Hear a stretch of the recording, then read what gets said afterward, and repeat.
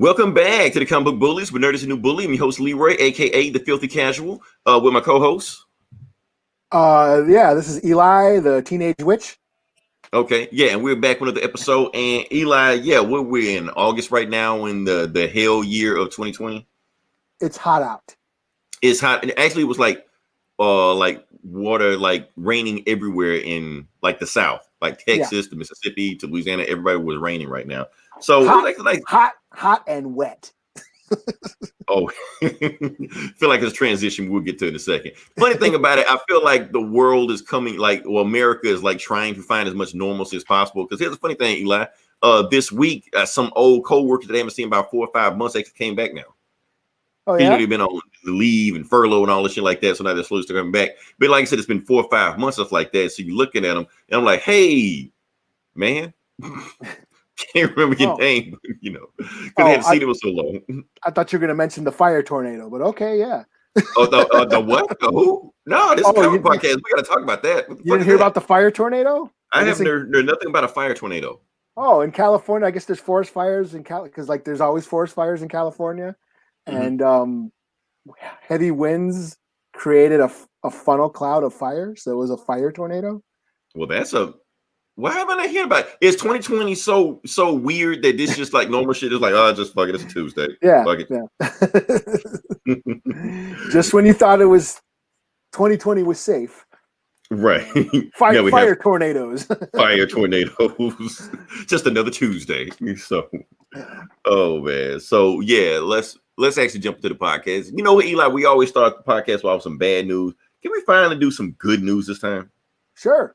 Okay, so good news? Relatively speaking, I'll let you judge whether or not it's good news or not. So yeah, I want to say congratulations to Chris Pratt and Katherine Schwarzenegger. Let me see if I can get a picture of them now because they just had a baby.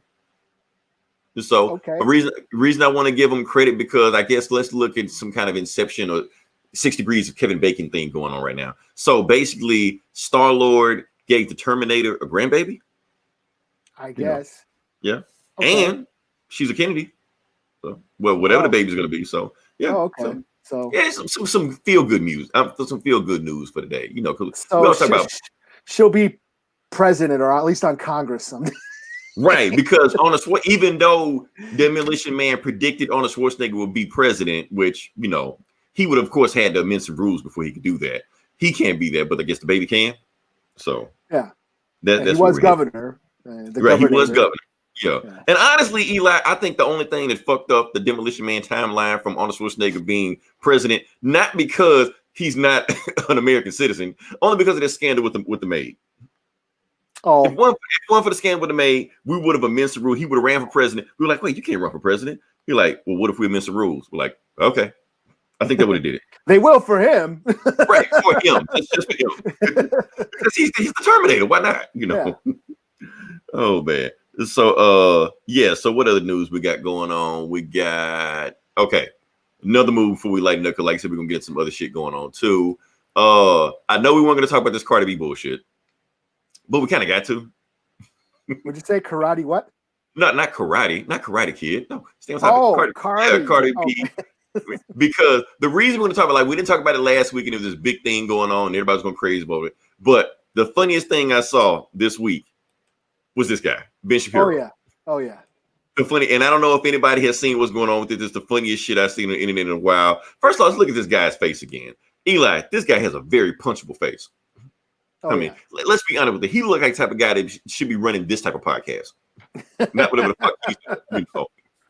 So basically what Ben Shapiro did, he had a problem with the song, stuff like that. Like I said, and then one thing about this Cardi B WAP song that's going on right now, it's like a lot of think pieces are coming out on social media right now. People are for it, against it, women, but whatever. The funny thing about it, he's going to rehearse the lyrics or recite the lyrics online and basically rehearse them in the most robotic, rhythmless, soulless, mayonnaise, vanilla way you could possibly do it. And just like, dude, are you trying to make fun of the song or are you making fun of yourself? I don't know what you're doing. Yeah.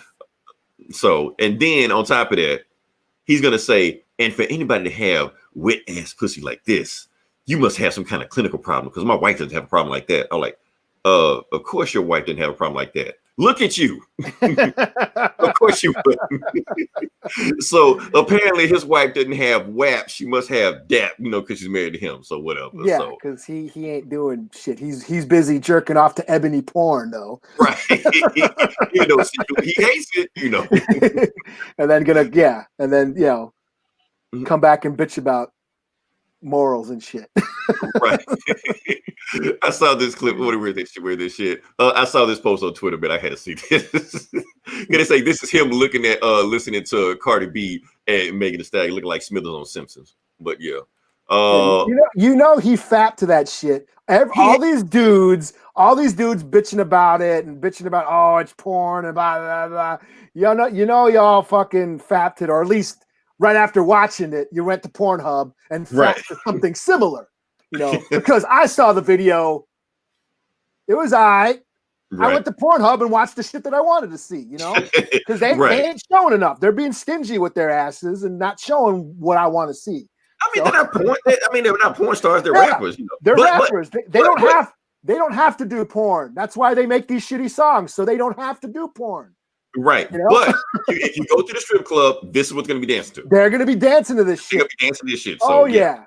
So it's a whole money making thing right now. Yeah, the booty meat's going to be flying. That when this song hits on, the strippers know that they're going to make bank and they're going to put in the work, and the dudes are going to love it.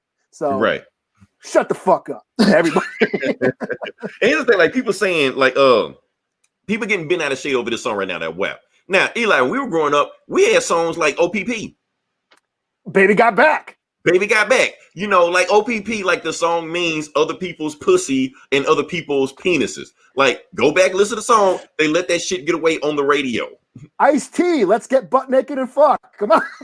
Wait, that wasn't on the radio. It wasn't on the radio, but I remember that song on the radio. But still, we heard it and shit, Two Live Crew, Yeah, but they got banned. So yeah, but we still heard it, we had that shit, and that was just rap. I mean, right.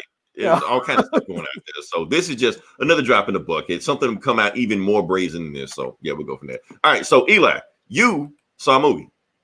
I did. Yeah. And we briefly talked about it last week. And here's the thing, Eli, that brief talk we did actually did numbers. Okay. Even though I kind of got some shit for it, but we're not going to go there, Oh, really? But yeah, we're not going to go. Yeah. So you get the maybe I should check the inbox, because I figured, Well, some of this shit was in my personal inbox.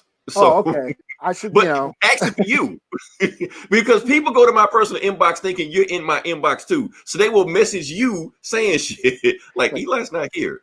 Eli, you dick, what the fuck? Like, yeah. So basically, we have a movie that you got a chance to see, and I go ahead and let you review it. And you know what? We're gonna go back to this. Yeah. So yeah, we're gonna talk about the tax collector review. You can go with that. All right, yeah, The Tax Collector, the movie with Shia LaBeouf, who plays a hitman for this Mexican drug cartel, and he's basically the sidekick to the other guy, and I forget that other guy's name, but I guess he's a star that I never heard of. Who's the main person of the movie? The other guy. Okay, so they advertise Shia LaBeouf doing all crazy shit, and he's not even the main guy. Shia LaBeouf is just the fucking his homie, and they work for a Mexican drug cartel. They're gangsters. It's a gangster movie, and they go around taxing all the gangs in town and shit, and then some other gangster comes in and wants to take over the territory, and it sparks this war, and you have a bunch of shooting and blood, and it's a gangster movie, and Shia LaBeouf is he's like a hitman, the cleaner or whatever. He does like, he's like the cleaner or whatever. I forget what his name is, but the creeper. Yeah, his name is the Creeper. That's his name. You know why I know that? Because it's tattooed on his fucking chest now. Oh, that's right. Yeah. And it's directed by David Ayer, who, like we said, directed Suicide Squad and, wrote Training Day and all that stuff. And you know what? I thought it wasn't bad. It wasn't bad at all. I was entertained. I enjoyed, if you like gangster movies, This is it. If you're into Scarface, if you're into, Dead Presidents or Menace to Society, King of New York, all that stuff. If this is right up your alley, Okay. I'm kind of hit or miss on David Ayer, about his. Sometimes he make good movies, sometimes he doesn't. Yeah, I like this better than Suicide Squad. That's not saying, but wait till the Ayer cut. Wait till the Ayer cut. Just say this game. I liked it better than Brightburn or whatever, the Will Smith orc movie. I liked it, which better was than Training that. Day with orcs. With orcs, his movies are fine. What's that movie with Keanu Reeves that he did? Like a million of them. He was in he directed a movie where he was the dirty cop that goes around investigating the murder of the other cop. It's good. I actually enjoyed that. It was also based on a James Ellroy novel too. Was it Street Kings or something like that? I thought that was cool, and David Ayer made that. End of Watch. He did fine. Yeah. What's that other Schwarzenegger movie where they were the SWAT team? They robbed the cartel and shit. Came out a few years ago. That was all right. He makes perfectly serviceable crime action flicks. And this is right up there. It's not as it's not as good as Training Day, but he didn't direct Training Day. He didn't direct Training Day, right? Yeah. So he. Yeah, Anton Fuqua, and he's a good director. Right, a good director, right? That's the thing. Yeah, he wrote Training Day, so this is fine. It's a gangster flick. It gets violent. It's get bloody. Shia LaBeouf, I have a hard time being intimidated by him. I think they should have got Danny Trejo instead. Well, I think they had to get a white guy for the movie. But you know what? Chicks dig him. This is put the chicks in the seat or make chicks want to watch it because I hear a bunch of chicks saying that Shia LaBeouf looks hot in this. So, what? Really? So what? Wait, that's how crazy 2020 is now that Shia LaBeouf is all of a sudden turned to a sex symbol. Yeah. Like move out the way. Jason Momoa, Shia LaBeouf is sexiest man alive. Okay. Once they see him with no shirt on and the goatee with the tattoo, and then they hear him speaking with that East LA accent, panties be dropping and shit. Just drop the meteor on us right now. Just be done with it. We've heard it all now. Eli, we got viewers and everybody. How's everybody doing? We actually got listeners now. Hold up. We got people in the house. Yeah, what's up? Let's go to the callers. Perfectly all right. Gabe, what's going on? Gabe is our fact checker. Anytime we say some stupid shit we don't know what we're talking about, he will be quickly to correct us. And he's perfectly right. This movie is perfectly all right. It's nothing great, but no, you're not allowed to have an internet opinion that is perfectly all right. This is binary, ones and zeros. It is the greatest movie ever, Eli, or is it the worst movie ever? It's the greatest movie ever. Fuck it. Okay, there we go. There is no gray area on the internet. Yeah. You can't argue over it's all right, Oh man. All right. So the next topic I would do is Agents of Shield, but since we actually have viewers this time, I don't want to lose them. So we're gonna move past that. So what happened? Did they come back from time? From time? Okay. Since you asked, let's just lose all of the viewers. Fuck it. Let's just lose all of the viewers. Fuck it. Let's go. 30 seconds. 30 seconds. Review, go. Okay, time's going. Okay, before we start, if I see the viewer meter start going down, it's time to get off Agents of Shield. So basically, going on with Agents of Shield, they did go back to the regular time. Everybody had a happy ending. Fitzsimmons had a kid. Sorry, spoilers. They set up something. Daisy and her time to play sister that was in an alternate timeline came back in time with her, and now they're in space. And people are all over Twitter talking about they're gonna do an Agents of Sword spinoff. They're gonna Agents of Sword spinoff. They're not. No, they're not. This is done. This is it. You won't see these guys anymore. I promise you, Kevin Feige does not watch Agents of Shield. He does not watch this show. He does not care. He doesn't. If he does do Agents of Sword series, it will not be with Daisy Johnson on there. Wasn't Joss Whedon like a producer on this show? No, it was Chad Whedon. Oh, okay, his brother. Right. And Loeb, wasn't Loeb? Jeff Loeb? Jeff Loeb was over this. Jeff Loeb was actually over this show, right? And he had heavy input, like around season 3 when it came from the top that we want to make the Inhumans thing, and all of a sudden Agents of Shield, Inhumans just run around left and right. That was Loeb. He's gone. This show is gone. Everything Loeb is over the Netflix shows also. They're all gone. This is it. Agents of S.H.I.E.L.D. was the last thing that they had before the new guard takes over. So this is it. After this, you're going to get nothing but WandaVision and Falcon and Bucky and whatever else from there. So Agents of S.H.I.E.L.D. is done. Am I 30 seconds up yet? I think so. Well, we are losing viewers, but I'm going to just hurry this up here because I want to just give a quick review of what I think about the entire Agents of S.H.I.E.L.D. series since it's done, since wrap up. What do I think about the whole all series? Do I recommend the series? Now, I will say this. If you are going to Agents of S.H.I.E.L.D. and expect it to be some kind of MCU companion or MCU, guide to flesh out the rest of the universe, it's not that. It failed completely on all levels for that. It is not that.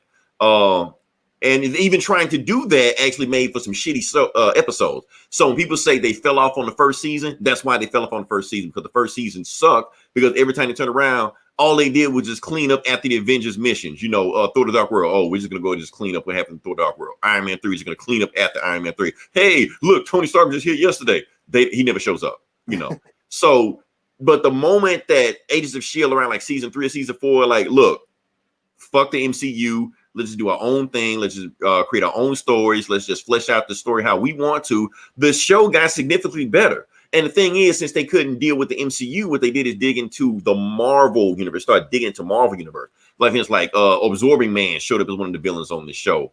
The Darkhold, which is actually from the Doctor Strange comics, was one of the big things in season 4. Yeah, the Ghost Rider was shown. Ghost Rider was in it. And I thought Ghost Rider was going to take over the show, something like that. He wasn't, because they were dealing with some magic shit. Ghost Rider was like, hey, I know magic. Let's team up. So it's basically like a Marvel team up. Like that season, that's basically what it was. Graviton, Graviton was one of the most powerful Marvel universe of villains that never get uses. Was one of the, I think, season 5 big bads, something like that. So they did. It was like a bunch of Mr. Hyde showed up. They went to some alternate universe where Hydra took over. It was some weird shit they did that when they went, Deathlock was in there. So I remember Deathlock was. I was watching. Right. So basically what they did, they touched shit that the MCU either don't have time for or don't care to touch. They dug in there, went in there, and they said, hell, I even heard from the notes that they were going to do MODOK if they got a season 8, but they never got a chance to. So fuck it, So overall, it is a good series. It is a fun series. It gets a lot better in the later seasons than it does in the early seasons once they figure out what they're trying to do with the show. When the first show started, they didn't know what kind of show they were trying to make, but it came there. Okay, I'm done with Agents of S.H.I.E.L.D. I know we lost all our viewers. Hopefully they'll come back, but I doubt it. So Eli, can we get into the bad, but can we get into the meat of what we came here to do? Sure. Okay, so we watched a TV show. And okay, listeners, you can all come back now. I'm done with Agents of S.H.I.E.L.D. We're gonna talk about something you care about now, maybe. So we watched the TV show, and the TV show we talked about, we saw was Lovecraft Country. I know a lot of people saying Lovecraft County. No, learn to read is Lovecraft Country. And what this show is about, Eli, I'm gonna let you take over because I don't know what the fuck the show is about. I will say I did watch it, but I don't know what the fuck I was watching. I will say this: the intro got me when I saw this big tentacle monster, and the dude dreamed up Jackie Robinson with the Louisville Slugger beating the shit out of tentacle monster. What I think was an alien Jamie Chung. That was Cthulhu, man. That was Cthulhu. Now I gotta watch it again because I watched this shit. I was like, I don't know what the fuck going on. Yes, but I'm into it. Jackie Robinson kills Cthulhu with the baseball bat in the first minute or 5 minutes of the show. Shit is draped over the hero, and I'm just like, I don't know what this weird shit is, but give me more of it. Yeah. Yeah. Hold on. Let's go to the calls before I let you because. Oh, good looking out, Gabe. He's with us. He's riding with us. Okay, Gabe, I know you saw it too. Let's see what we got here with you guys. Cool for the long haul to the end of the ride. For the end of the ride, right? Through Agents of S.H.I.E.L.D., through any bullshit reviews we do. All right. So Eli, I'm gonna let you take over. You know what? Before we jump into that, because I know you were the Lovecraftian person here. I'm all right with them, but you are the expert here. You are the expert. It's your thing. But before we go into this, I want to talk about this because this is brief, but Ingenue Ellis is one of the actresses on the show, and I didn't know that. And I do want to say that because I had an interaction with Ingenue Ellis about, 12 years ago, something like that. Anyway, when I used to make deliveries back in Jackson, she's from Macomb, Mississippi. She called the store, said she needed a TV delivered to her on Christmas Eve. She needed a TV delivered to her because she was going to meet her family in Macomb, Mississippi, because she just came from Hollywood. She's doing that movie Jamie Foxx, Ray. She's in town just for a time. She needs somebody to help her out. I went from Jackson all in Macomb, met her. She was cool. She tipped me. We had a conversation. I was like, "You think Jamie Foxx can win the Oscar?" She was like, "Yeah, it sounds like a good run." You know, we have a conversation about Hollywood and shit like that, you know. And then went on my way. She went on her way. Jamie Foxx won the Oscar like next month, something like that. Cool people. So anything she's in, I'm down for it. I'm so, you know. Okay, now I'm not that much of an expert because I don't know who she is and who she plays. Oh, okay. She like barely in it, but still, but she was the mom. Oh, okay. Yeah, okay. Yeah. Maybe I should have prefaced who she was in it. Have you ever seen Undercover Brother? Yes, a long time ago. Girl. She was Sister Girl. So, okay, that was a bit Anyway, like I said, H.P. Lovecraft is your baby, so I'm gonna let you deal with what we got going on. I know of H.P. Lovecraft. Yes, I'm not much of an expert. I can't go into details. I've read some of his stories, but I'm not like I'm not an H.P. Lovecraft expert. So disclaimer. Eli, we canceled H.P. Lovecraft this year. Really? Just this year? Just this year. He's been around for a while, but he's canceled now. Yeah, I mean, I knew of, okay, H.P. Lovecraft. Let's just get this out of the way. Yeah. Yes, H.P. Lovecraft was a racist asshole. He was a rich, aristocratic white dude living in Massachusetts, like in a mansion and shit, literary scholar. And he wrote horror stories and weird science stories and got them published. He was in the pulp magazines. Mm-hmm. And he wrote, he influenced a lot of horror and sci-fi. Right. That's what I want to talk about right now. Like, why are we talking about this show on a comic book podcast? Because all of this shit he's made influenced comic books.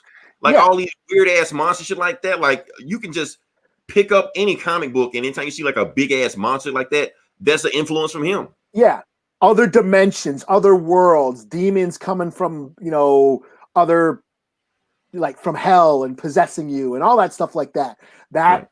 Especially like the early 1950s and 60s comics and like that. All of, especially since when you really get deep in there, one of the main places they're going to is called Arkham or something. Yeah, that was that was in that's where Dr. Herbert West, the Reanimator, that's where he lived, and that's where he taught.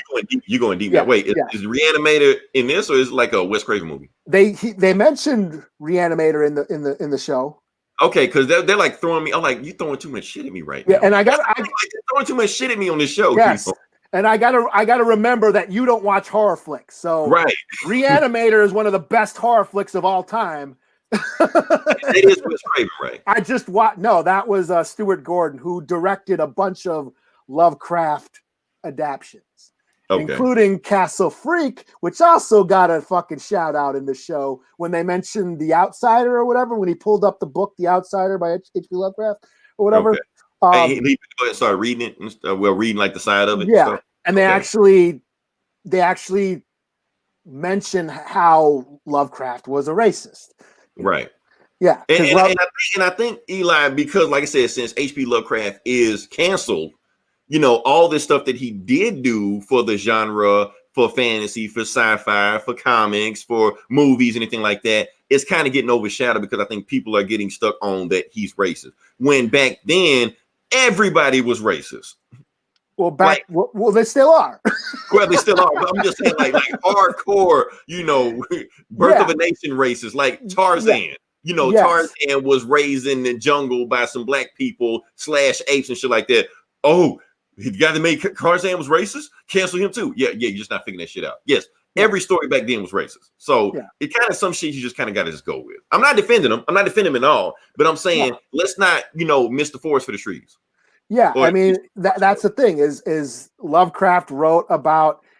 He was obsessed with ancient civilizations because this was at the turn of the century, 1900s, when cities were being built. The Industrial Revolution.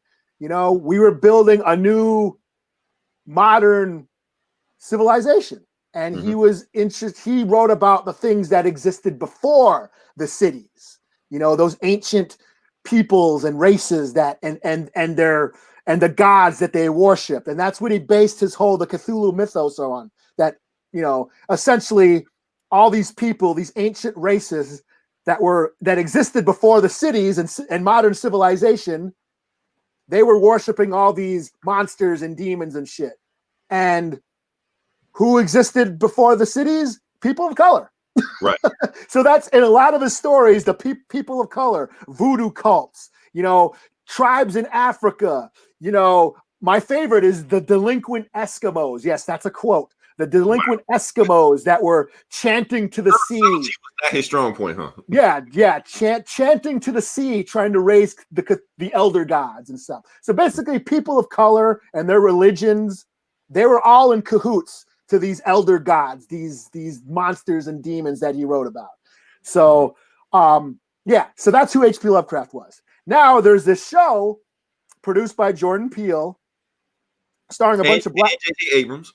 You know. Yeah, and J.J. Abrams, but it stars a bunch of black folk, and they're tackling those Lovecraft myths, you know, and they're sort of dissecting them. And, you know, the show, I mean, this first episode, let's get into this. So basically what happens, this dude, what's his name? Atticus. He comes from, he's an ex-World War II veteran. Mm-hmm. You know, he fought in World War II. He comes back because his dad went missing. Right.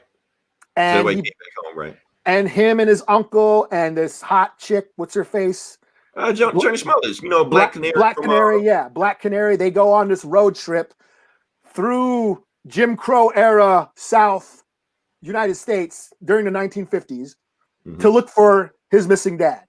And it just so happens that this guy, Atticus, he's a big sci-fi fan. He loves sci-fi stories. I think his dad raised him on sci-fi.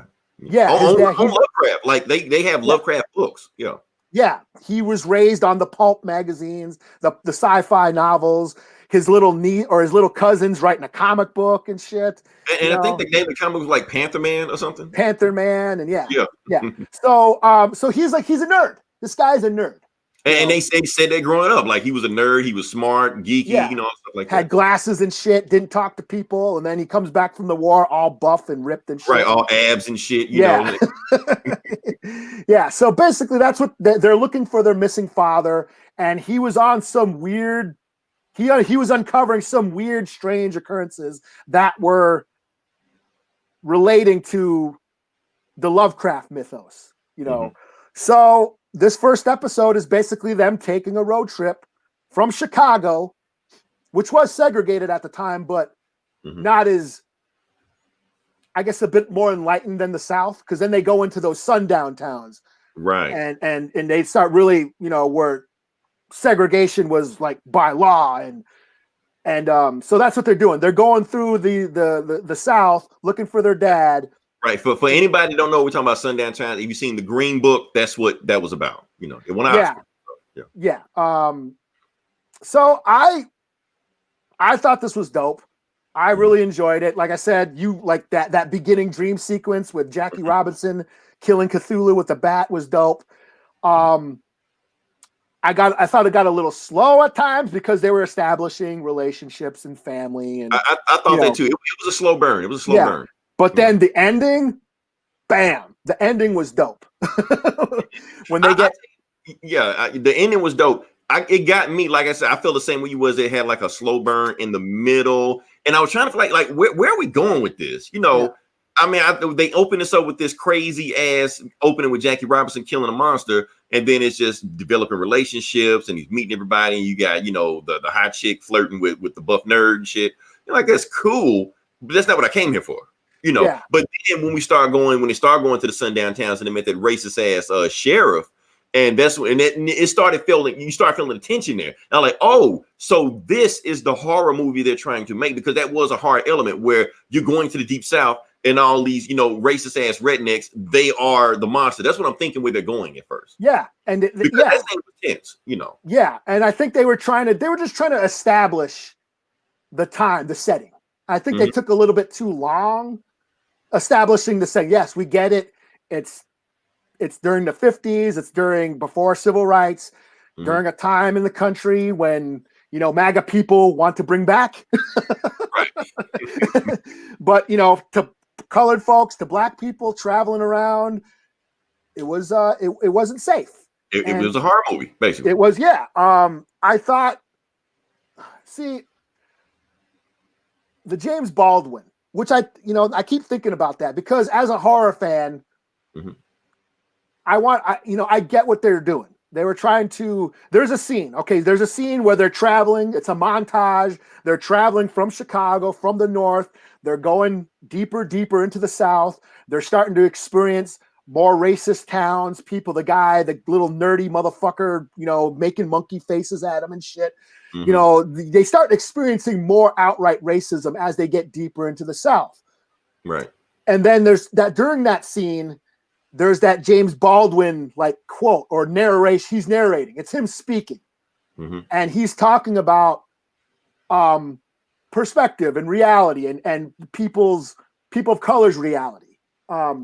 Now, I thought that was very interesting, but as a fan of movies and horror, I was like, it would have been cooler if it had just a straight up horror musical score. Right. Emphasize or something like that. Yeah, to emphasize the terror that they're going through as they're traveling towards the south. Because then that's more ominous and terrifying versus James Baldwin sort of telling us how to feel about it. Right. And that's my whole thing. Like I said, because you keep telling me I'm supposed to be watching a horror movie. Until like the last 40 minutes of it, I wasn't watching a horror movie. But if they would have did what you said do, bring in, maybe a jump scare, maybe the horror, the ominous violins and shit like in Get Out was all through that. Maybe I would have felt like I was watching a horror movie, but I didn't feel like that until they really got deep to that sundown town and they met that sheriff and it was like, okay, now we're in a horror movie. Yeah, when they pass by that billboard sign that just says N-words, don't get caught in our town after sundown or whatever. Right. That's a billboard, and I'm like, holy shit, that's just a billboard on the side of a highway. Like that was okay, Right. So, and you see signs and stuff, all kind of stuff, that was the real life horror that was more disturbing, That's the Jordan Peele right there. Yeah, yeah. Or like when we watch Tales from the Hood. And all the monster shit is fine and dandy, but when we saw the photos of the KKK and all the shit that they were doing, that's real life horror. That's more disturbing, And I think that's why the James Baldwin sequence I find interesting because he does bring up the fact of the reality of what people of color are going through. Right. Versus white people reality. Yeah, because we've talked about this on the podcast before. The default perspective, like white Anglo-Saxon, Protestant, Judeo-Christian way of thinking is the default perspective in America and most of the world. That's just how they think. They bask in their comfort of that the cops are friendly. That this is a free country, they should be able to do whatever they want. Cops are. That's why we're having a problem with the mask right now. Yeah, cops are going to keep them safe. The military is always going to protect them from outside threats. That's just how they think, and anything that challenges that makes them uncomfortable. So that's their perspective. That's what that perspective rules the country.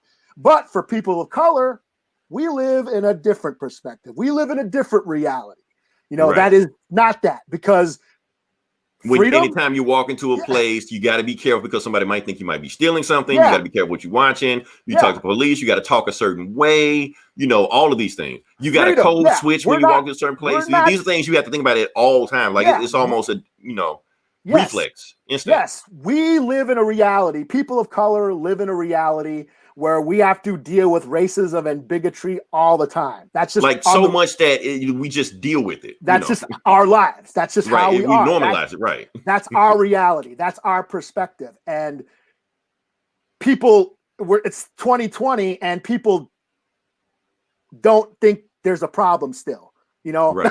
Like they still their reality is so dominant in their way of thinking that they don't even want to admit that racism exists, that that this is a free country. Well, step in my shoes and see how free it really is. Right. So that was interesting. I thought, putting that into context where the characters were going from the emancipated northern of Chicago and getting deeper and deeper, going deeper into the South, where like the uncle, when they go into that segregated diner, and he's like, laws have been changed, we should be able to do what we want, and he's like, you're in the South, motherfucker. They don't do shit. Right. They made me thinking like, okay, do y'all know where y'all are right now? You just can't just go in and just say this crazy shit you're saying. Yeah, and then I thought it was hilarious when she's like, "Get the fuck out, we gotta leave, mother." When he's calling the cops. I understood. It seemed like she's the only one that understood the danger they were in. The other one seemed like they were so, even though it's supposed to be smart, they're so stupid they didn't realize that in the South just saying this crazy shit, like they won't send people after them. Yeah, and I thought it was hilarious when the uncle grabbed a handful of mints right before he left. Right. He just grabbed mints and took off. But like that led to the ending for when they met that sheriff, which was so like, then it got to real terror, because here they were, they're like, oh, if you get caught in the sundown after dark, I can hang you. I have a legal right to hang you. You got 7 minutes to get across the county lines. Right. And you can't speed. You can't speed. If you speed, I'm gonna pull you over. So there they are, obeying every law, doing everything that they're supposed to do, and they still got busted and caught, and we're still about to get lynched. Right. Because they just made up some bullshit rule about how they can get killed. Oh, you robbed somebody, whatever. You stole his car, Yeah, that these people of color are not free. They obeyed every law. They did what you were told. They weren't resisting arrest. They were speaking very politely. They obeyed the speed limit, and you were still going to hang them. Right. That's the reality that we live in, And then when the monsters show up, it's so cathartic, because that was great. And now that's when it went to like 0 to 100, like in like 5 seconds. I was like, what the fuck? What the hell is going on? Yeah. What do they call the Shugroth or whatever? I guess they're actual Cthulhu, sure. Let's H.P. Lovecraft monsters from his. I knew it was a H.P. Lovecraft monster, but like I said, I haven't read them, so I figured it was from that. So, but that I love that. And they the cops and the black people are getting attacked by these monsters. They run through the woods. They find a cabin in the woods.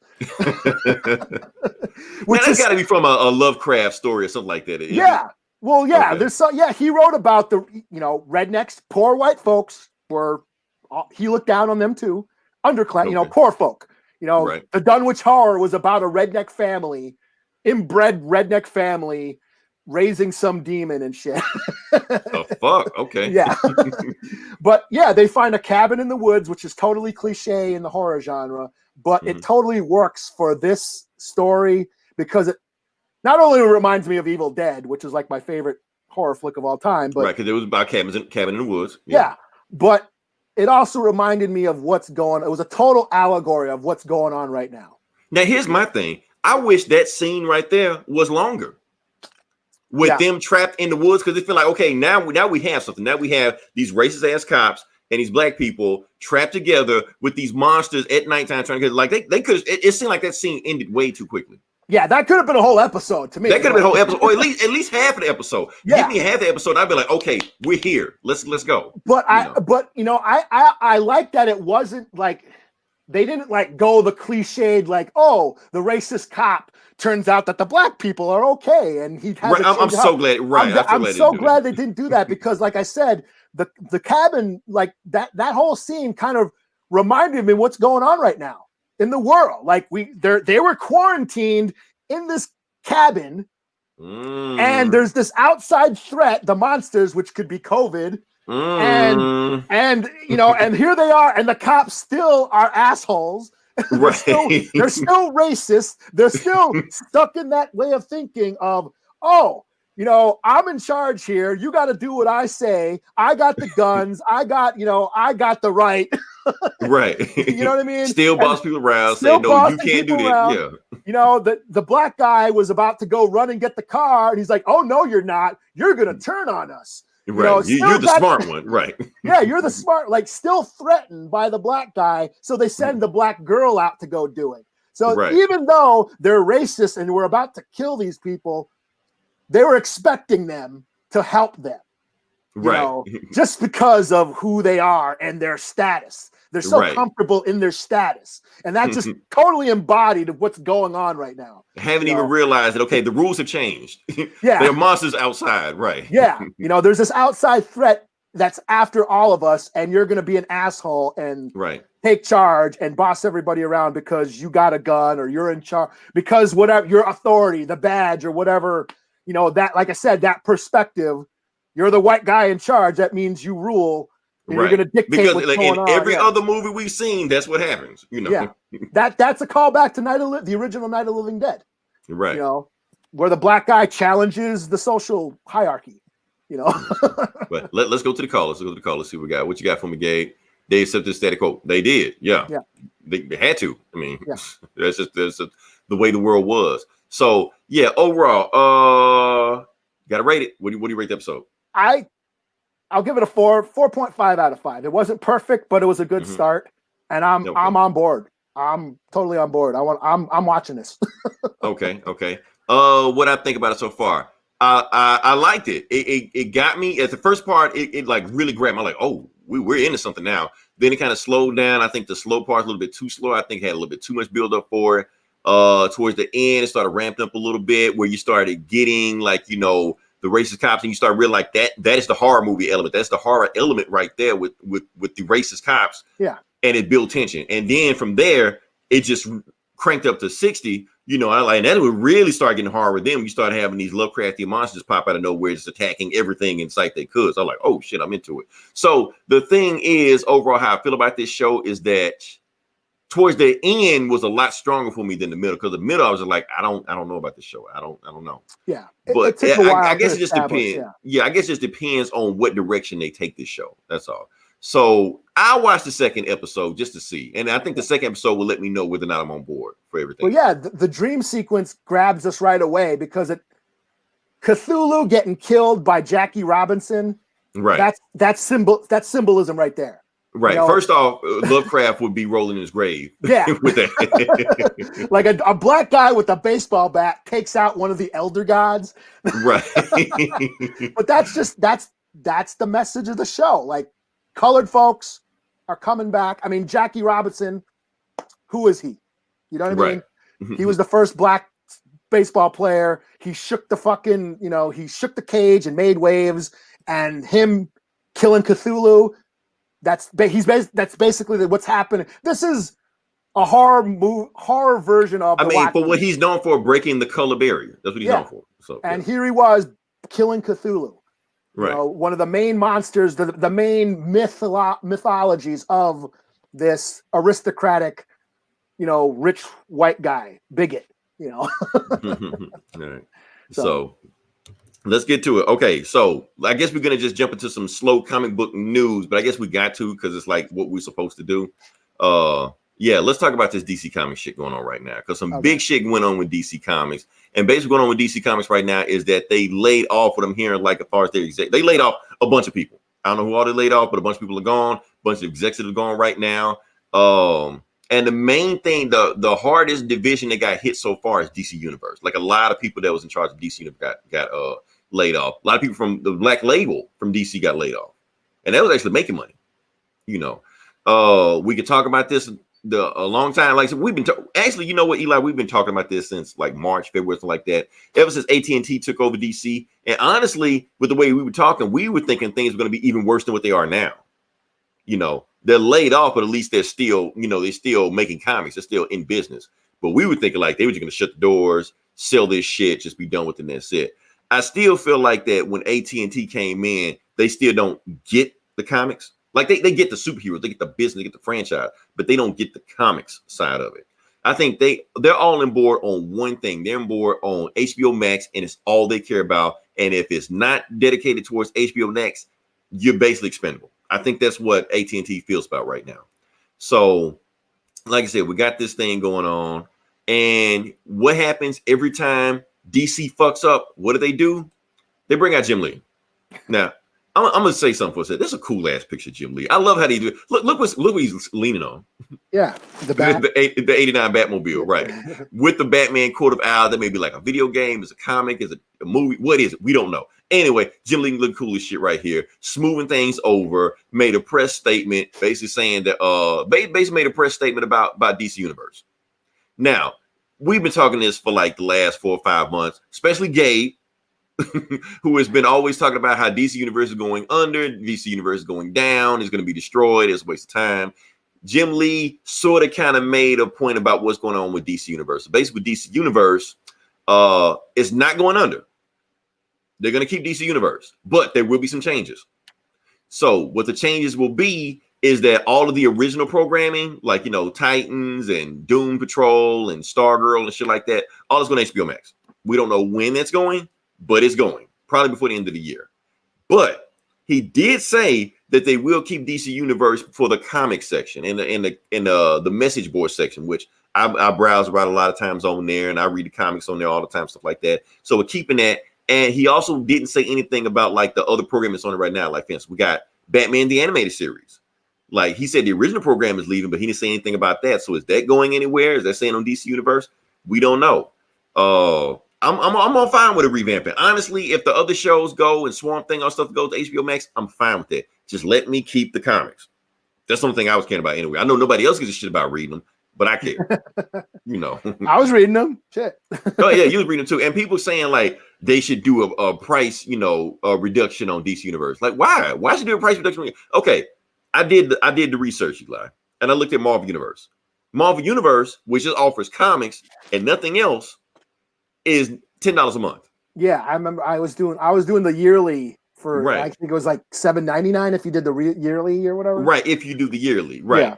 But with DC Universe, it's $7.99 yearly, and it's even cheaper if you do it's $7.99 a month, and it's even cheaper than that if you do the yearly version. So technically, DC Universe is already cheaper than Marvel Universe and offers more content and has a bigger comic catalog than Marvel Universe already, even though it just started like a year ago.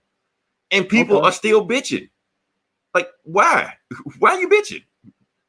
Like, you can just give me comics and Batman animated series. Because they're comic nerds. What else are they going to do? They got to bitch about stuff. They got to complain about stuff. Like, what are you complaining about?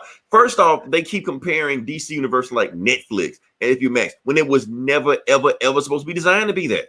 It wasn't trying to compete with DC, Disney Plus. It wasn't trying to be Disney Plus. It was basically trying to cater to the comics fans, and anything else that was extra on it was just ice on the cake. That's what it was. But they want to take shit too far, and that's where we are right now. And another thing about DC, I'm sick and tired of them of parading Jim Lee in front of us every time they need to shut us up. Show another picture because it's a cool ass picture. Because they know we love Jim Lee.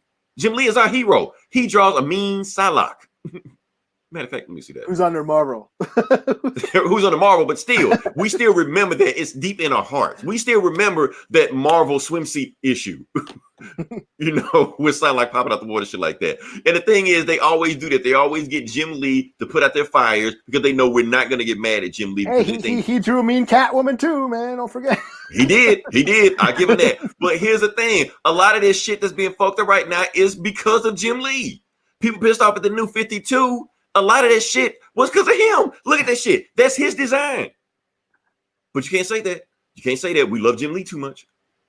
Jim Lee has a diplomatic immunity or some shit. So I don't know. Let's go to the Vidja Games section. I'm gonna just breeze through them. We're just gonna go for it. Quick thing we got going on. Well, let's talk about some Halo real quick. Halo is being delayed till 2021. Now that was the one that's supposed to come out on the new system. Yeah, that's supposed to come out on the new system, and it's gonna be delayed to 2021. So my thing, Eli, is like, why even bring out an Xbox? Like, just push that shit back too. There's no reason to get it. There's no games that's on. The only game people even looking for was Halo. And honestly, I don't even know why people looking at Halo because they showed that shit at E3. Like, they look like shit. It's Halo. Yeah, and that's the problem. And that is the problem. You know what? I'm gonna come back to this because we're running out of time. But I'm gonna say some shit about Halo. But we're gonna do it for another show. That's another rant. That's another rant because I don't want to get on a tangent right now. But I will save that tangent for another time, especially when I collect my thoughts a bit more. Now, something you want to talk about, Eli? Olivia Munn. Not Halo. Not Halo. You do, yeah. Olivia Munn. We're gonna talk about Olivia Munn for a second. Boom. We're gonna talk about Olivia Munn because we all love Olivia Munn. You know, like I said, I guess sure. She's Psylocke. You know, she was all right. You know, I mean, she's no Jessica Chobot. You know, you know, but we still Morgan love Webb. I was gonna campaign for Morgan Webb. Right. Now, why are we talking about Olivia Munn? We talking about Olivia Munn in the video game section because she's in talks to come back with what's that, G4 TV or some shit. Yeah. You know, and like I said, we love Olivia Munn, but why? Why is she coming back to this shit? Because here's the thing. The reason G4 TV failed to begin with is because the people that they market to don't watch TV. The people that play video games watch this shit on the internet. That's what they do. They look at social media. That's where they get all the news from. So why G4 TV is making a review about some video game that came out 3-4 months ago, fucking IGN already got the shit up, you know, the day the game came out. So why is she going to this shit that failed to begin with because nobody watched TV? And now she's 10 years later when nobody really watches TV? It's a waste of time. Why did G4? I mean, I watched Attack of the Show. They were doing shit that everybody's doing now.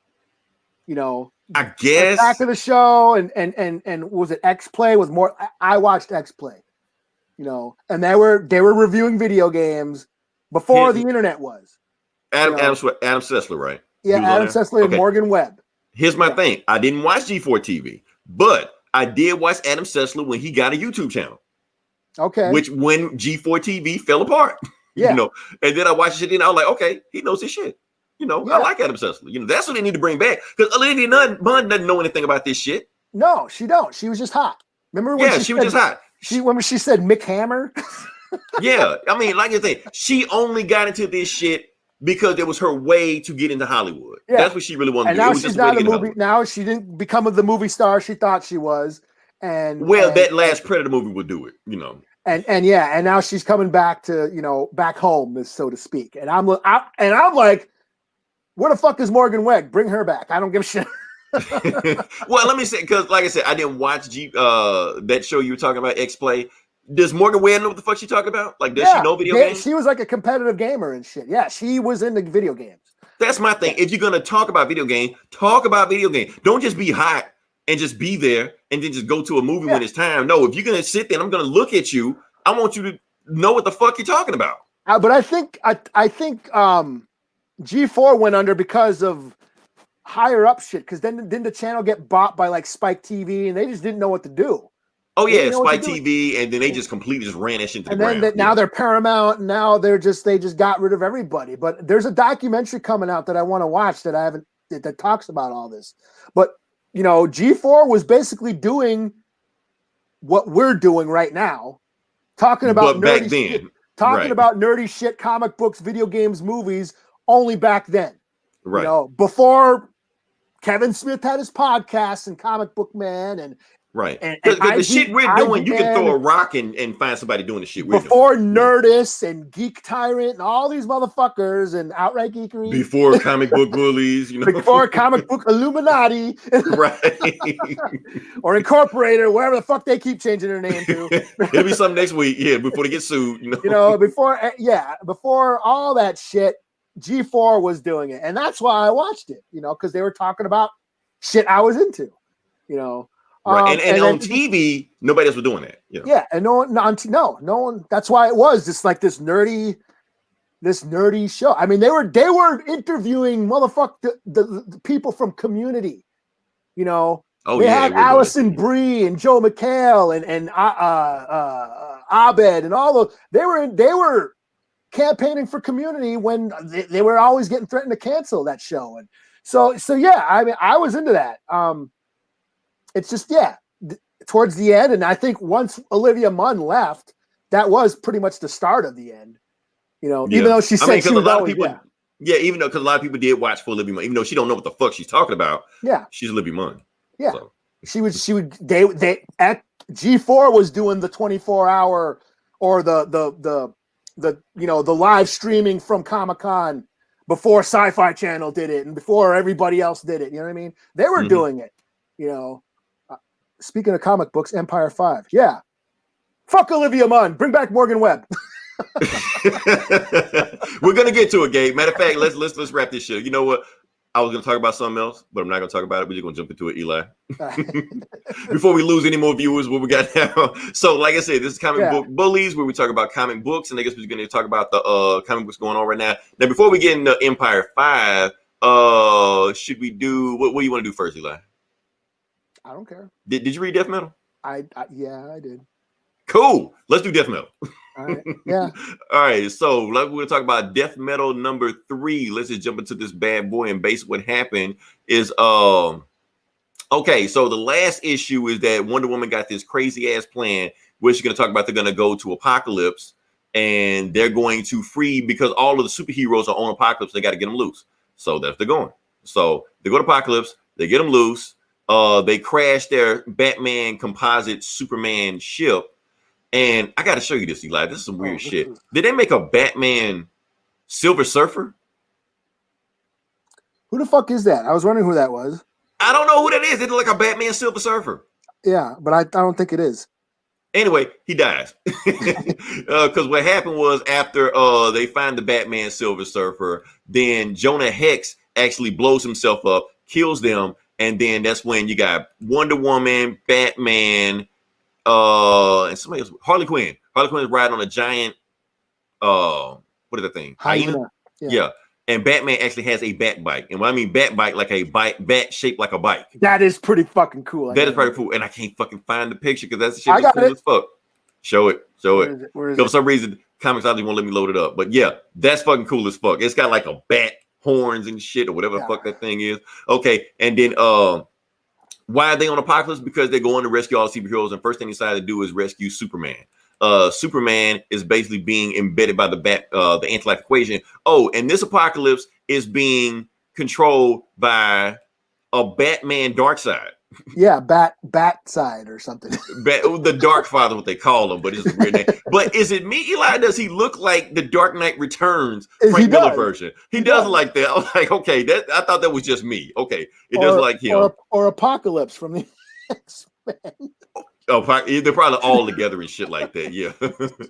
So basically, he's brainwashed, trying to put the anti-life equation in him. He's like numbed the whole left side of Superman's body because it's being infected by the anti-life equation. Before you get there, that's when you get boom, Wonder Woman with a fucking chainsaw. You know, there it is. Yep. And you got Swamp Thing floating like a bug or some shit like that. I don't know what the fuck's going on. And Harley Quinn is riding her hyena. And anyway, they get ready to fight Darkseid. Oh, and Darkseid has his own parademons, but they're not parademons. They're Robins, so they're called Para-Robins. Para-Robins, yes. Para-Robins. Hey, it's catchy. I say go with it, you know. So anyway, Batman Darkseid sends the Para-Robins after them. They fuck them all up and shit like that.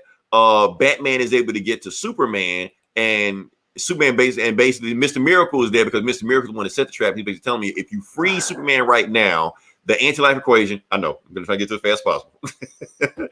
Anti-life equation will infect Superman and he'll be evil, like in every dark Superman story ever. They basically try to turn him into that. So Batman's like, shut up, I got a plan. So when he gets the plan, that's when Darkseid, Batman, okay, remember in Final Crisis? No, but go what? Ahead. Okay. Anyway, I'm a Marvel guy, man. I don't know this shit, man. Fuck, man. That's what I'm saying. Because they go deep into this shit, like shit that's supposed to have been retconned out. They go back into it. But anyway, Darkseid Batman pulls out a gun, and it's a reference to Final Crisis when Batman pulls a gun on Darkseid, and Darkseid shoots Batman with the Omega Beam that sends him back in time and shit like that. But he's like this, nah, this time it's not gonna send you back in time. It's gonna erase you completely from existence, and you get Batman out of there. And all he does is just sit on the ground. So he's actually not even dead. Crack-a-coom. Right. Some weird shit like that. And what happens is that he frees Superman. He frees Superman because since he has that Black Lantern ring, the left side of Superman's body is dead, so he can control that side to make it stop becoming confilled with the anti-life. So Superman's free, even though half of his side is like zombified and shit like that. And Wonder Woman is asking Batman, how the fuck did you live that? Oh, I got a bat blocker on my belt. That's how I survived. He looks like Conan there. He looks like you. Let's show this picture again. I keep saying he looks like you.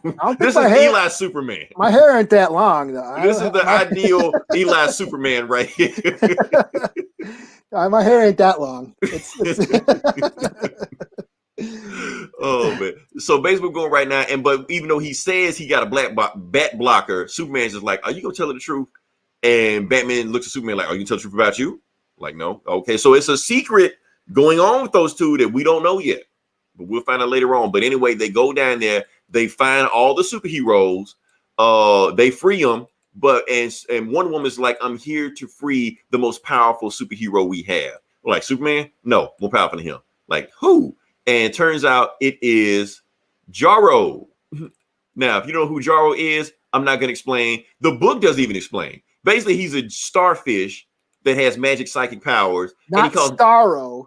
Not Starro, Jarro. Or Starro Jr., how you want to call it. And he sees Batman, and he's like, Dad?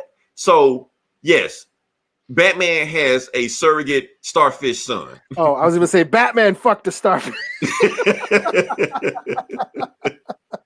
And the crazy thing is, like, and here's the thing, they lampshaded because Jonah Hex shows up and like, why the fuck is Batman hugging a starfish? And down at the bottom you see, read Justice League, or even better, make up your own story. You know, so just leave it at that. Other shit happens. So the Batman who laughs has turned into some kind of dark evil Flash, and he's chasing after other Flashes, and he's gonna catch them. And Lobo is going around hunting other shit, and we think Lobo is doing work for the good guys, but he's not. He's doing work for Lex Luthor, the Legion of Doom, and he's hunting the boxes that they call the death metals. For what reason? Find out next book. Yeah, so that's it right now. So basically, overall, just more weird shit just popping up in here. I think it flowed better than it did before. It's still there. I just like weird shit happening in this book, so it's cool. It's whatever. It's a fine for me. I'm gonna still give it. The Superman part was cool, but I'm still like, no, go ahead, finish your review, and then I'm trying. I'll proceed to pits all over. No, I'm saying I'm trying, Eli. I'm trying. I'm giving it a chance. You know, that's why I'm gonna say I'm gonna give it a 3.55 because I'm like I'm there. It's enough weird shit to keep me there, but at the same time, it's just like, okay, yeah. That's the thing. That's what these books are. They're just a bunch of weird shit in the background that you want to see, but you don't. Right. That's my thing. It's like, because like Swamp Thing has the little ball where it looked like the Big Trouble in Little China when the ball with all the eyes on it. That's what that reminded me of. And then when I saw Wonder Woman's Chainsaw of Truth, I'm like, oh, sweet. And then she don't do nothing with it. You're right. Know? She just shows it, and that's it. You know. And then when you get to the end, and then it shows the big list of books that are coming out. I'm not reading all this shit. No. This shit is gonna last till January. And they're gonna milk this shit. They're gonna milk I'm like, shit. Fuck, man.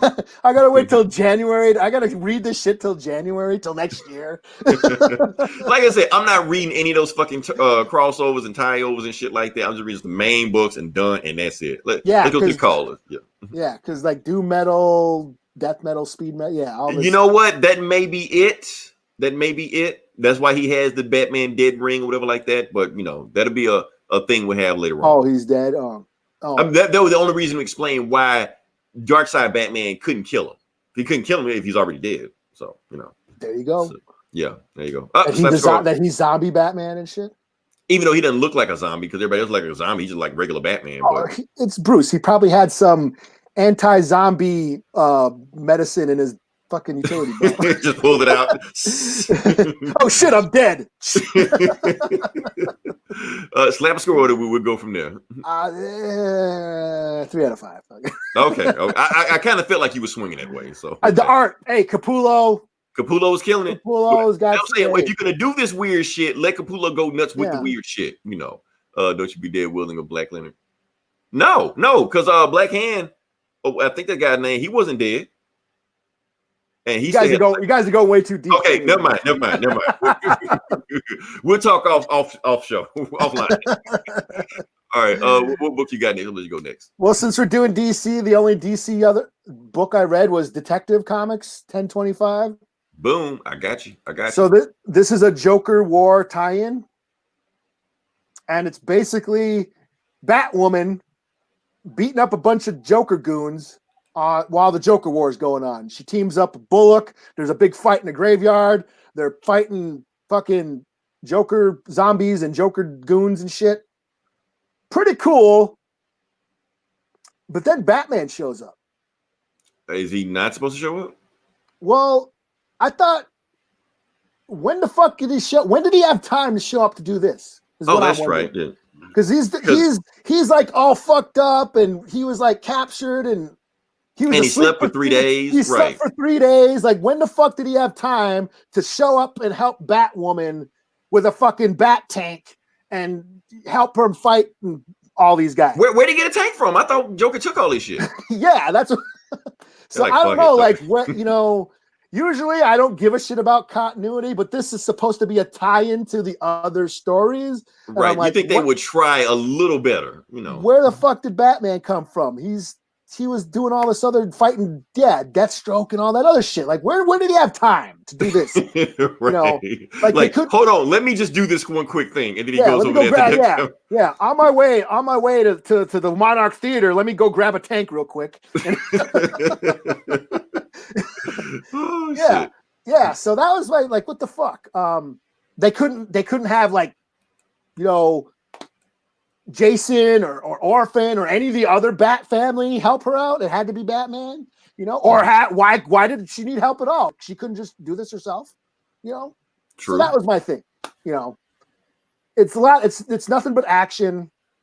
It's pretty cool, but like I said, where the fuck did Batman come from? Right. So, that's the thing, because you throw continuity off when you put Batman in this shit. Now, yeah. So I don't know.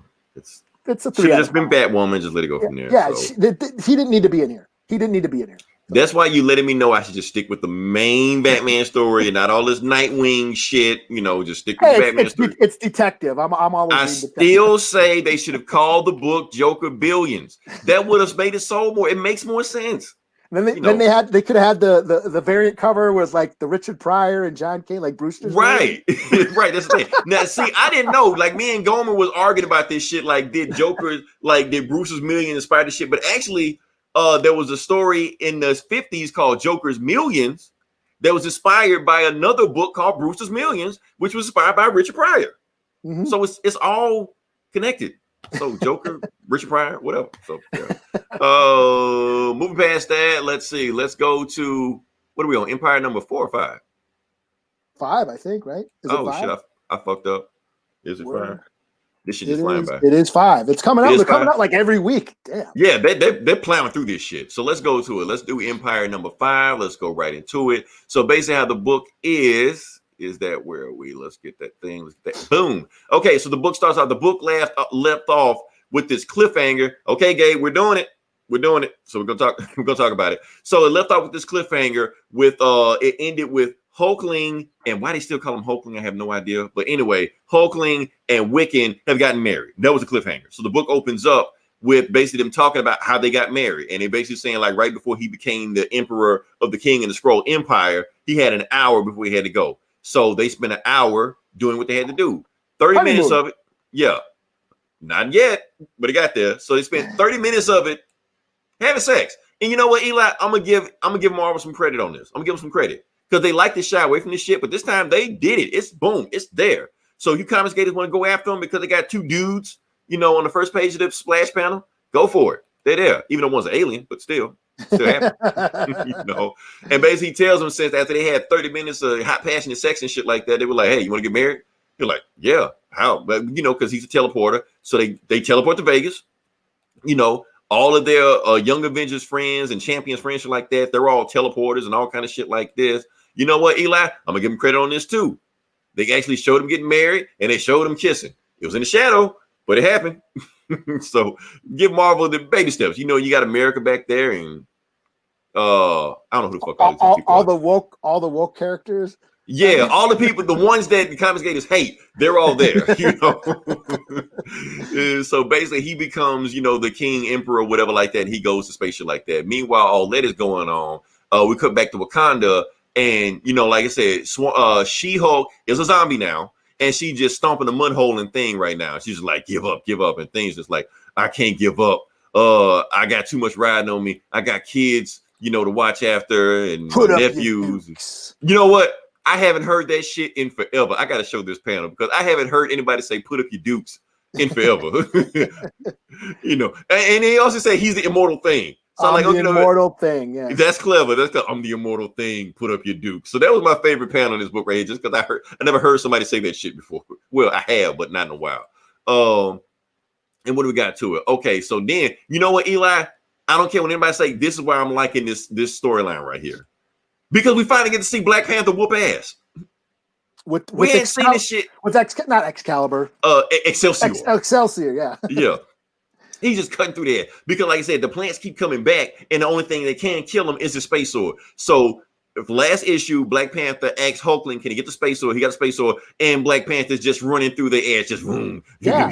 I'm hearing lightsaber, sounds in my head. We get like a few pages dedicated to Black Panther whooping ass. And we hadn't seen this shit like fucking 3 years, because Coach want to sit there and contemplate shit, yeah. Monologue and shit. Let me get some more of this shit, man. Give y'all some Black Panther action, Wakanda. Daka. Right. So basically, what Black Panther trying to do, he's trying to make sure whatever happens, he do not want these plant creatures to get close to him. But no matter what happens, eventually they're going to get close to him. So they finally got able to plant one of those gateways. Those gateways they can do. So that's it. The whole thing he was trying to make sure they don't do, they did it. Yeah. They planted the gateway. So now they can send the whole army in there and just take over Vibranium just like that without even thinking. It's done. And so Black Panther is waiting for an army to go through, and all that happens is that boom, he gets stabbed by the swordsman. So Black Panther's dead. Done. That's it. Wakanda not forever. Okay. So he's dead, and while that's going on, Wiccan teleports onto the ship where all the Kree Skrull people are like that, because what happened is they replaced Hulkling with one of their own imposters. He found Hulkling, he was all chained up and shit like that. They freed him and like, let's go. So Carol is just like, oh, y'all fucked me. So I accuse you. Oh, you accuse me? Well, yeah. I enact Kree law that I can accuse my accuser with trial by combat. And gets very Game of Thrones here. This is right out of Game of Thrones. Right. And I'm trying to think what happens the rest of this page. Miss Fantastic gets a fantastic. Oh, that's what happened. Miss Fantastic gets a Iron Man suit that I think stretches. And basically what they tell them what the hell is going on. So what happens is that the Katati killed Black Panther, taking up Wakanda, plant the Death Seed, and in 10 minutes, the Death Seed will completely take over every single plant life on the planet Earth. So they're done. With vibranium. With vibranium, right? Yeah. So if they get that, it's over. It's done. So they'll have plants with vibranium, right? Or and they control, and they make them easy to control all the other plants in the galaxy. Yeah. But that's not the other shit. Because while Carol is fighting these other Kree soldiers and then trying to stop them from detonating the sun, he's saying he's already done it. He's already pushed the trigger button. So they're saying, but the ship they're on has like solar shields with it like that. So they're safe on the ship. But when it detonates, everything else is going to be gone. So the sun is going to explode in 9 minutes.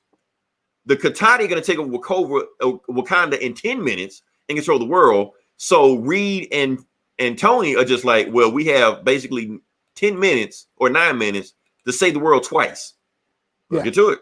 Stop the sun from blowing up and then stop the Katati from taking over Wakanda. Yeah. Right. So, and they got vibranium. Yeah. Right. And they got like 9 or 10 minutes to do this shit while they're stuck in Rhode Island, some shit. I don't know what the fuck they're doing. Anyway, that's the book. Action pack, Eli. I liked it. Just give me what I want, man. Just give me what I want. I know we want our books to be, contemplative, we want like long prose, we want a deep narrative. Like, I just want to see ass being whooped. That's all. Especially this was where it picked up. Yeah, this is the event. This is the blockbuster. This is finally, Thing beating the shit out, put up your dukes and all that shit. Yeah, right. Black Panther. Yeah, I enjoyed it. I've been enjoying this, Right. Everybody else been shitting on it, but no, I've been enjoying. I mean, I'm enjoying it for what it is. Yeah, that's all. Yeah, I've been, I got into it. Yeah, so. I'll give it a 4 out of 5. Shit. Same 4 out of 5. I mean, like I said, it's not the greatest book ever won. Next year, we probably will forget this book ever existed. But as of right now, it's a fun storyline. Yeah.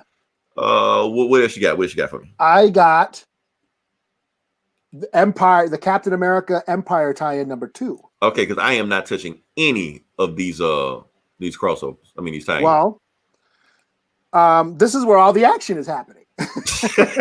So you mean that's what I should be reading? Yeah, if you want all this shit. So basically, Captain America went to DC to help out the military that's overrun by the Katati.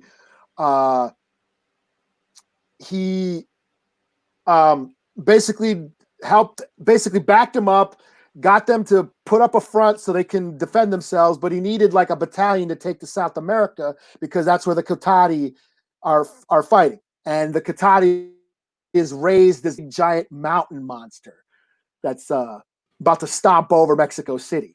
So he needs to get down there. But then the Kree, a bunch of Kree soldiers come down to DC and start fucking up all the Katati. But they don't give a shit. They're destroying buildings. They're killing people. They're just indiscriminately killing everybody just to kill the Katati. And Captain America's like, hey, motherfuckers, you can't just go around killing everybody, because this is our planet. And they're like, we don't care. We're trying to, the Katati is about to take over the universe. A few dead humans don't matter to us, but we got to, we got to get down to fucking Mexico because there's a big giant mountain monster about to destroy the place. So they're about to go. But meanwhile, one of the snipers on the battalion last issue got infected with the Katati, and then he infected the general. And so the general goes to like the UN to ask for like military aid, and then basically swamp things out. You know what I'm saying? Mm-hmm. He turns into like the Katati is about to, here you go. Okay. Yeah. Where's Man-Thing on this shit? Is he here? And he basically attacks the UN. But then Captain America shows up and fights them and basically says, okay, the Katati are taking over. And he goes to the Kree. Hey, why don't you back us up? I'm taking a bunch of dudes down to Mexico City to fight this big giant mountain monster. And the Kree's like, okay, we'll back you up. So it's Captain America, a bunch of army dudes, and the Kree. They're gonna go down. They're gonna go down and fight this big giant monster. So more action. This was fun. I give it a 4 out of 5. I mean, this is Captain America's wheelhouse. War. Yeah. That's what we want. Yeah. Let's go to the callers. Let's see what we got. Mountain Man. Who's Mountain Man? I don't know. I think they called them Man of Earth. I think that's what the Katati are calling. Oh, that's a cool ass name. Yeah, they basically used their seeds or whatever and blew it into the forest down in South America, and it blew into this mountain, and then the mountain came to life. And it's just this big giant mountain monster that's stomping across the continent and shit. And I think they call them Man of Earth.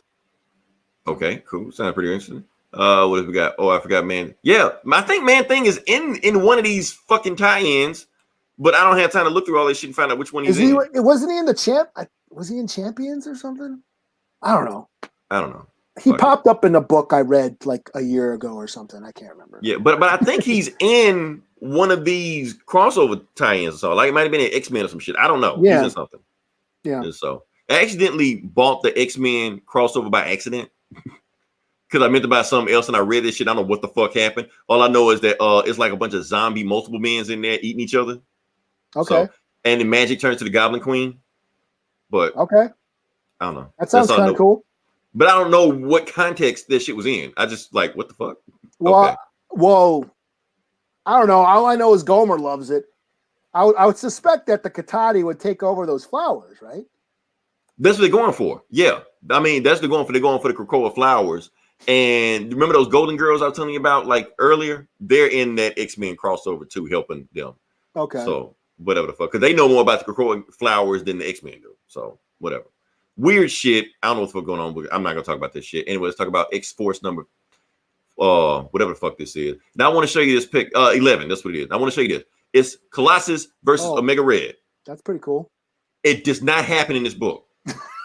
Of course not. Right. He does not even show up in this book at all, not even a little bit. So basically what the book is about is that you got they're doing an autopsy. You got like Cecilia Reyes, you got Sage, you got Beast, and the Russians are like the main enemies of the Krakoans right now. And apparently the Russians they found some dead bodies of the Russians, and they get them. And what they do is, damn it, could have got a few. It won't fuck up. Anyway, what they do is that they actually bury little bodies inside of their bodies, and they attack them. Boom, Cecilia Reyes dead. She'll be back. No big deal. They don't even get pissed they get dead anymore. Beast's like, oh fuck, damn. Oh well. So that's what happened. Every time they kill one of these little bitty things, they resurrect into another little bitty thing. So apparently the Russians had figured out how to resurrect also, just not the way that the X-Men do. So anyway, these little Russians just go crazy and just start killing everybody and just running roughshod and just start slicing up shit. Meanwhile, Colossus is on the Savage Land. He don't want nothing to do with the X-Men. He wants to be as far away from all this shit as much as possible. So he's there with a bunch of multiple men, and the multiple men start running back to the Krakoan gate because these little Russian, clone bots and dolls were like that fucking everything up.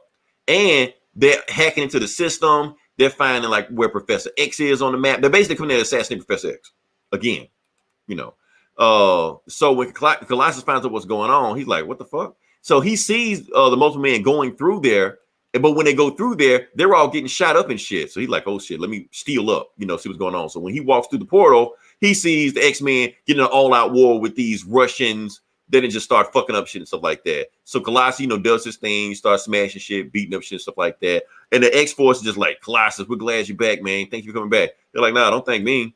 And then leaves. Because he's like, I don't want shit to do with you X-Men shit. Let me go back to Savage Land. Let me just go back to, farming. Because you X-Men, every time I fool with you, you all in some crazy shit. So I'm going to just get in here and I'm going to just leave. Fuck all y'all. So, yeah, don't thank me. So we don't see Colossus again anymore. Meanwhile, this happened like back in like issue 2, issue 3 or some shit like that. When they assassinated Professor X the first time, Magneto turned the broken Cerebro helmet into a sword. So the thing is, these Russian doll bots were like that, steal the sword. They kill Quentin Quire, because why not? Fuck him. Kick him into a place, and then it's this dude with a cape that takes the Cerebro sword, was looking for the whole time. Who this guy is, I have no idea. I want to say Strife. Gabe, who is he? I know you know. Let's see. What do we got? X-Force, the Russian horror story. Basically, the Russians are coming. So I want to say this guy is Strife. I don't know who the fuck this guy is. We'll find out later on. But anyway, he has the Cerebro sword. Now, I didn't think Cerebro sword had the powers because, like I said, when they assassinated Professor X and shot him in the head, the helmet didn't do anything. But apparently, this guy thinks it's going to do something. Or maybe it's one of those X of Sword things that Gomer is so excited about. I don't know. So anyway, 3.5 out of 5. It was something to read. Nothing to read. I bought one of these books by accident. Either I bought the X-Men crossover Empyre book by accident or I bought X-Force one by accident. I can't remember. Anyway, it's a thing. Yeah. What else you got, Eli? What else do I got? I got Darth Vader. Oh, okay. Immortal Hulk. I was waiting for you to do it. I was like, damn, it's like right there. Yeah, Immortal Hulk. Fuck, I read this the other day. What happened? Basically so good. I told you Gabe knew. Colossus's brother. Okay, that's cool. He just made this shit up just fucking with us. I don't know. Well, maybe he'll know who the fuck this is too at the end. So Immortal Hulk, Hulk beat Roxxon and Zemu and all that shit. So he's like a hero to the world. And he was on last issue. He was doing a press conference in that one town in Iowa that got destroyed by Tony Stark because he dropped a Hulkbuster bomb on the town to try to destroy him. Destroyed the whole town, but didn't destroy the Hulk. So Hulk's back there doing PR work, helping rebuild. The leader has possessed Rick Jones's body. Mm-hmm. And made Hulk explode last issue. But then Rick Jones jumped in front of it and absorbed most of the blast. But so he didn't really kill anybody, but it basically makes the Hulk look bad again. So Hulk's like, Hulk didn't mean to do that. Hulk, I don't know, Hulk not mean that. Hulk not hurt, try not hurt people, all that shit. But then Gamma Flight shows up, or no, what are they called? Yeah, Gamma Flight. Alpha Flight, but now they're they're called Gamma Flight now because they're Hulk Busters or whatever. That's some new shit. Okay. Yeah. So yeah, it's been going on a while. But yeah, Puck and Titana and all that shit. Absorber Man. The rest of the issue is just a big fight. They're all attacking the Hulk, fighting the Hulk. Absorber Man figures out how to pull out Gamma, and then at the end, some monster shows up. The thing in the tube. I think. So they've been digging up graves? Is that what they've been doing? They've been digging up graves of people that had Gamma, and they had them in the tubes, and then one of the tubes starts getting all mutated and shit. And I didn't really know shit that Donny Cates did with the Venom shit, digging up people that had Venom or whatever. Oh yeah. Whatever. I just rip up whatever. Yeah, I don't know. Anyway, some monster. I feel like I should know who this is, but I don't. So. Yeah, other than that, it's a 3.3 out of 5 because it was just action, but I didn't know who this was at the end, so I don't know. But here's like the last panel. Like he's all. Is that Zax? No, I don't know who that is. The Beast. He's in the tube. I don't know. Maybe I should read it again. Okay. So I'll check Twitter. As Twitter will say. Yeah, I should have took notes, but I read this like the day, like Wednesday, so that's why I don't remember much. So sorry. Now, when is this run wrap? I'm not sure. I know. I'm not sure. I think I know it's coming to an end soon. Mm-hmm. So I think it might end around when time Empire ends. Maybe. I think so. Yeah. Igor, the creature from the six. I don't know. It could. I don't know. I really don't know who it is. I've never heard of it. Igor. I don't know. Maybe it looked like Zax. That's what it looked like, but it might not be. But. It was in a tube. They have these bodies in these tubes at the Gamma base. Like so. Madman? Maybe Madman? I don't know. There was a guy called Madman, but anyway, yeah. All right. Issue. Well, what else you got? The Darth Vader number 3. All right. Okay. You're done? Yeah, I just read 3. That's it. Oh. Actually, I did 4 because I did that X-Men whatever Golden Girls bullshit. Oh, well, good. You want to do No, I already did. Oh. Darth Vader number 4. The monster comes and attacks, and they fight it, and Darth Vader wins, and he at the end he goes to Padme's grave. Okay. And he opens it, and in between that it's a bunch of flashbacks of him remembering Padme. Like I said, there's really no point to this book other than watching Vader kick ass. It was all right, 3 out of 5. I don't care about the story really that much anymore. He's basically going around trying to find out why Luke wouldn't turn to the dark side, why Luke is such a pussy and a bitch. And now, so he's going around the galaxy trying to find out all the people that turned him into a bitch. And that's the premise. That's what Vader's doing. And he ended up on Naboo, and now he's at Padme's grave. Okay. 3 out of 5. Yeah. Cool. And last book I did was Something is Killing the Children. Okay. Well, let's see what Gabe talking about. Let's see. It ends at 50. Okay. Ends at 50. Yeah. So about they got to wait. Yeah, they got to wait a while ago. Got about another year, a little over a year. So. Yeah. Okay. So no time soon. No. Yeah, I think Hayden was in this. Hayden Christian was in the. Because there's a bunch of flashbacks. As he's walking through Naboo, he's remembering this. He's remembering the time he gave her the necklace, and he's remembering the time he banged her in the room, and who wouldn't forget that? Yeah. So yeah, it's just Vader walking through the planet, getting into different fights, and then I remember the time me and Padme did this. And, yeah. So last one I did was Something is Killing the Children, number 9. James Tinian.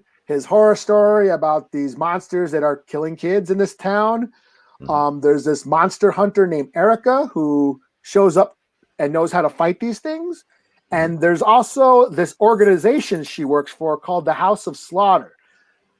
This one was really cool because it goes into her history. We actually get a bit of her origin, that her parents were killed by these monsters and she was actually able to kill one. And another monster hunter found her. So this is when she was a child. So we basically get Erica's origin story from this. And just a bit of how the operation works. The one, what's his name? Tommy, the kid she saved earlier on in the story. He's like basically begging him or begging her to take her with him. And she's like, no, I'm not, you're not coming along and becoming a monster slayer with me because the people I work for suck. You know, again, a little political allegory going on. I like this. This organization cares more about covering up the death of all these children than actually fighting the monsters that kill them. Right. So I thought that was really cool. So this is another 4 out of 5. It's a horror book. I'm digging it. Issue 9, and they still haven't lost me. So okay, and that's all I got. That's 10 in. Okay, so like I said, we flew through all the books. We got another story wrapped up. Okay. So if anybody's been trying to look for us on like Spotify and Google Play, anything like that, we are back up on there. I will have a link on there. Every episode is back on there. Some of my even went there fixed. I individually put every single one back up there myself. So took me 2 weeks to do it. Yeah, it's done that. I'm tired. You know what? Going back and listen to it, it's fun listening to some like the growth for our podcast. But I will say this: when we got to the 2020 episode, Eli, that shit was depressing as hell. It's like reliving all this shit over and over again, man. So yes, all this shit's back on there. This will be up on there tomorrow, so feel free to listen to it, download it, do whatever the hell you want to. We'll be back next week. Eli, I think DC Fandom will be next week, so that's gonna be a big chunk of the episode. All right. So just giving everybody a heads up. But until then, this is Leroy. This is Eli. We'll talk to you guys next week. Same bullet time.